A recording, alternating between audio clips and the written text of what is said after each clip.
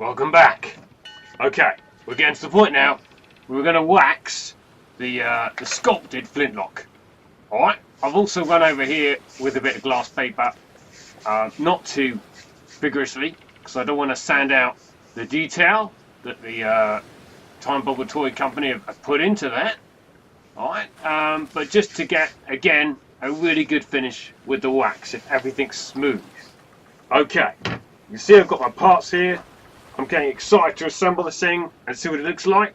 We're getting close. Right, waxes. Just so you're aware, I have scoured the shops for a range of waxes that you can use, and I've come up with one that is the best wax, okay? In my opinion. Blackbeard's humble opinion. Alright, here we go. First of all, I've got these ones here. Now, if you're a lady, you might like these because these are scented. You see, some waxes, they're a bit stinky. And some people like that and some people don't like it. Alright? But this one smells of lavender. Okay? Norfolk lavender. Now, it's all great. It's actually purple. Okay? But doesn't actually, well, let's just try a bit, shall we? So if I get one of my other parts here, spare part, try a bit of that. I've got my gloves on, by the way. This is something you need to wear your gloves for. You can see that it doesn't actually make the wood any purple at all. It smells nice, but doesn't change the wood to kind of purple shade, which you might think you're looking at the colour of the paste. It's a clear wax, right? Clear wax. Right, so that's this one. Lavender wax polish. Right. Okay. Problem with this one is it's got its safety symbols on the side. Not particularly safe for working with toys. Okay?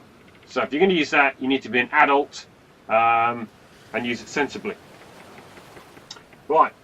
If you do want to get it darker, then we've got an equivalent one here. This is soft wax for getting a darker look. Okay. Alright, again, nice wax, small tin, costs you around 5 English sterling. And if we try that on this bit of scrap again, up here, we can see that it does a little bit to darken it, and you have to keep adding more and more on, but not massively so. So a kind of subtle, slightly darker brown.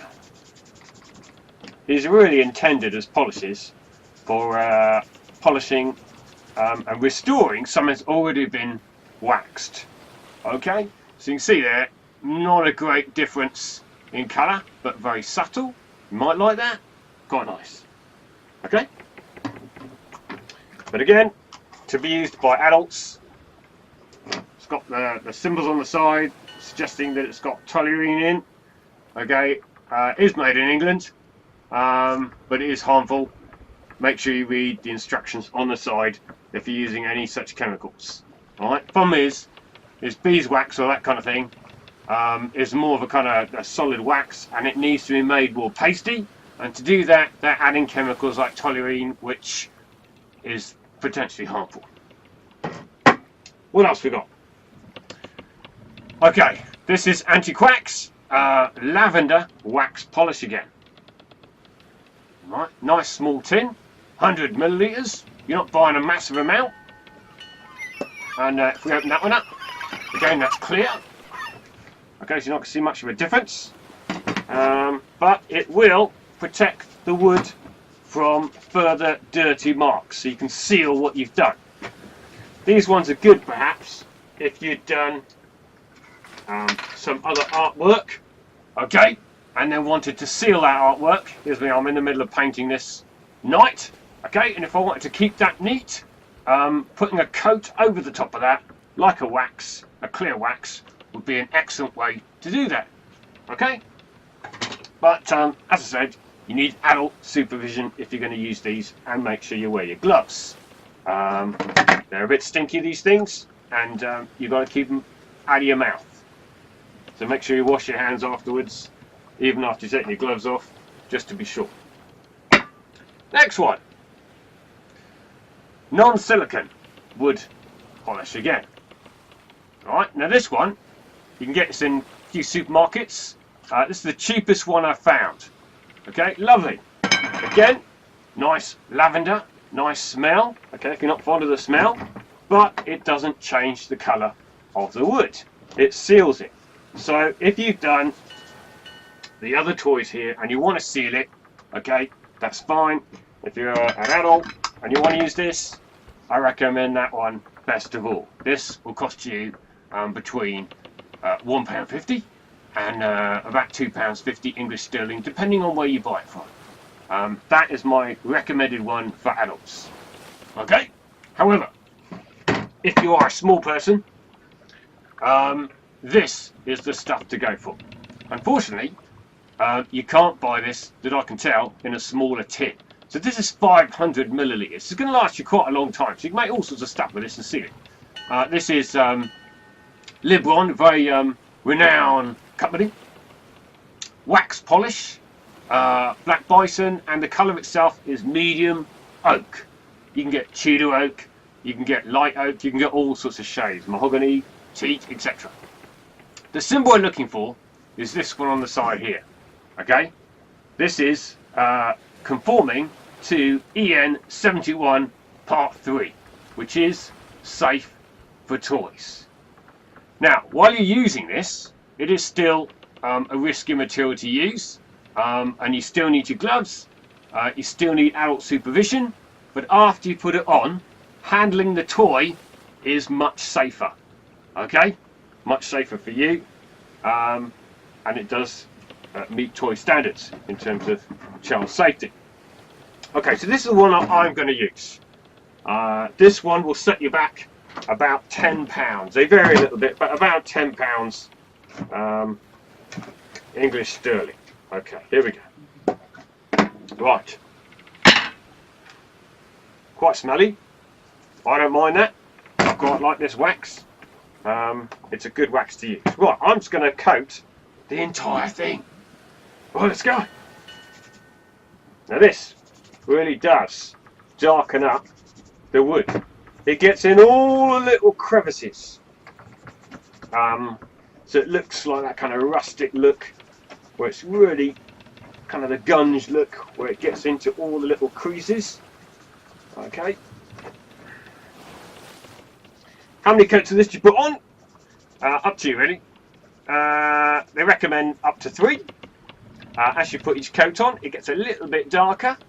But if you get up to 3 coats on there, you can buff it. If you buff it, then it has that kind of shiny look, like it's been varnished. Okay, so what you're trying to replicate here is an expensive wood, like a teak or mahogany, okay, that then has been oiled, probably, after it's been made as a proper pistol. And as it's been oiled, you can then buff it up to get that lovely shine.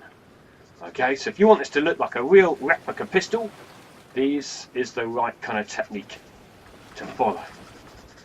Alright, I'm just using a bit of cloth, bit of rag, okay, that doesn't come apart in your hands, not too bitty. So I can rub that in, and I can still see all the detail there that the toy company have set into the side, which is important, because that's going to make the pistol look really effective and realistic. You can see it goes on these parts that we've sanded and taken the time to sand them. It goes on them beautifully. It's already starting to look really shiny already.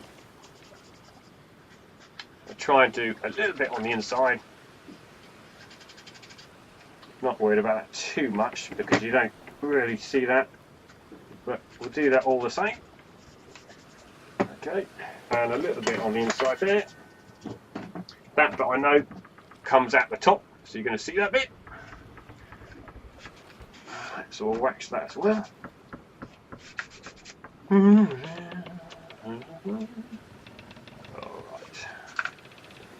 Marvellous. Now, sometimes these waxes, they say, 20 minutes between waxing. You can wait 20 minutes if you like. I'm a pirate. I'm really impatient. I can't wait 20 minutes. Alright? So I'm just going to keep going around and adding more and more of the wax. As I'm doing that, it really is soaking in, and I'm really starting to see the shine already. The buffing effect is starting to work. Okay? Ugh. Now, Timebubble Toys, they bring out these kind of brass coloured screws, and it starts to work very nicely with those. Adding more and more coats, go off, go to the loo, have a cup of tea, come back, put another one on. But for me, I'm going to stop there at the moment. Get the lid off, because it is stinky stuff. High VOC content means super smelly. Right, now using another part of the rag, I'm going to start to buff that up.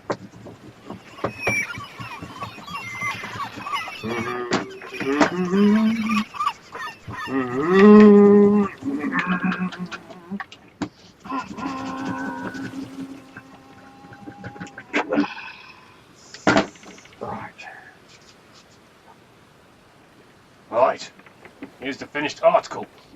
So this is done with a medium oak wax. We have used acrylic gloss paints from the toy company to do the metalwork, and we, along the way, before we started all that, we sculpted this all around using a range of sanding equipment, okay, to get that finish. Alright, and I think that's pretty nice. What I'm going to do now is I'm going to do another one with a dark oak finish, alright, so you can see the difference between the two. Welcome back. Now, this now is with the darker oak finish, sometimes sold as a Tudor oak, and I like it.